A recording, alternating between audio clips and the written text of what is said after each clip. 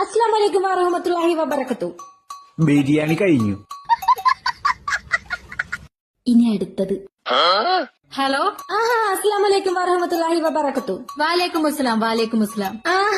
മുബാറക് മുബാറക്. അയ്യോ, ഞാൻ മുബാറക്കല്ല, മുബീനയാ. നിനക്ക് ആള് മാറിപ്പോയതാ. അയ്യോ അതല്ല, ഈദ് മുബാറക്ന്ന്. ഓ, ഈദ് മുബാറക്, ഈദ് മുബാറക്. പാത്രങ്ങൾ എടുത്ത് വരട്ടെ. പാത്ര എന്തിനാടി? അയ്യോ, അപ്പൊ ബക്രീദിന് ബിരിയാണി ഇല്ലേ? ബക്രീദിന് ഞങ്ങൾ ബിരിയാണി വെക്കാറില്ല. ഇന്നിവിടെ സാമ്പാറും ചോറാ. സാമ്പാറും ചോറാ? നിങ്ങൾ ബക്രീദിന്റെ അന്ന് സാമ്പാറും ചോറൊക്കെ കഴിക്കുവോ? ആടി, ഞങ്ങൾ ബക്രീദിന്റെ അന്ന് സാമ്പാറും ചോറും ഉണ്ടാക്ക. ബക്രീദിന്റെ പിറ്റേ ദിവസമാണ് ബിരിയാണി ഉണ്ടാക്ക. ഓഹോ അതെയോ. എന്നാ ഞാൻ നാളെ പാത്രം കൊണ്ടുവരാം. അയ്യോടി, ഞങ്ങൾ ഇന്ന് വൈകിട്ട് നാട്ടിക്ക് പോവും. അപ്പൊ ബിരിയാണി തരാൻ പറ്റില്ല. അതെ അതെ, പക്ഷെ അടുത്ത റംസാൻ എന്തായാലും ബിരിയാണി തരാട്ടാ. ഓക്കെ. ഇതന്നെയല്ലേ അവള് കഴിഞ്ഞ ബക്രീദിനും പറഞ്ഞത്. അവനെ വിളിച്ചോക്കാം. ഹലോ. അസ്സലാമലൈക്കും വറഹ്മത്തുള്ളാഹി വബറകത്തു.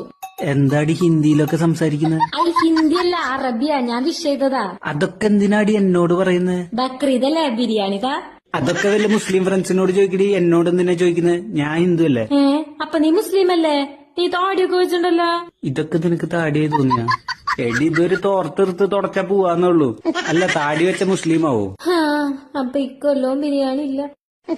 എന്തായാലും പാത്രം എടുത്താലോ, ഒന്ന് കറങ്ങിച്ചും വരാം. എങ്ങാനും ബിരിയാണി കിട്ടിയാലോ. അസ്സലാമലൈക്കും വറഹ്മത്തുള്ളാഹി